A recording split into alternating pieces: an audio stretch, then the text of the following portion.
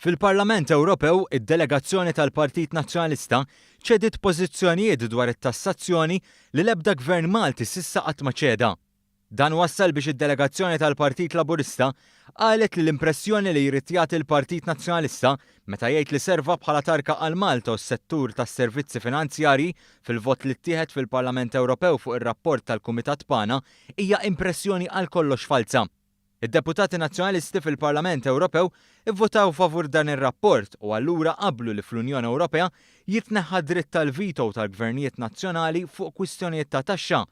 Tiddaħħal is-CCCTB mod kif tinħadem it-taxxa fil-pajjiżi kollha u ftehim dwar taxxa li jagħmlu pajjiżi membri tal-Unjoni Ewropea ma' pajjiżi barra l-Unjoni għandhom isiru mill-Kummissjoni Ewropea u mhux mill-pajjiżi kkonċernati. Dawn huma kollha punti li dejjem oġġezzjonaw għalihom il-gvernijiet Maltin, iżda David Casa, Roberta Mezzola u Francis Zammid-Dimek ivvutaw favur tagħhom. L-MPs tal-Partit Laburista qalu li huma vvutaw kontra r-riżoluzzjoni anke wara li l-emenda li tqis lil Malta Tax Haven waqgħet. Anke meta jippretendu li qed jiddefendu lil Malta, bla mistħija ta' xejn id-deputati nazzjonalisti ikomplu jimminawha, qalu l-MPs tal-Partit Laburista li fakru kif id-deputati Ewropej Nazzjonalisti qatt ma jistgħu jkunu għamnuti meta jgħidu li l-emenda biex Malta ma tkunx meqjusa tax haven m'għaddiġ bis-saħħa tagħhom.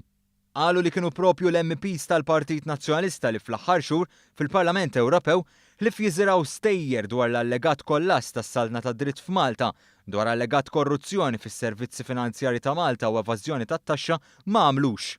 Hija din l-attitudni responsabbli li ħolqot kurrent qawwi kontra Malta, żiedu l-MPs tal-Partit Laburista li fakru kif il-ħidma tagħhom kienet kruċjali biex jikkonvinċu MPs jivvutaw kontra emenda li m'għaddietx f'vot fejn kien qrib ħafna. Tant li dawk li ma vvutawx favorija mis-soċjalisti għamlu differenza kbira.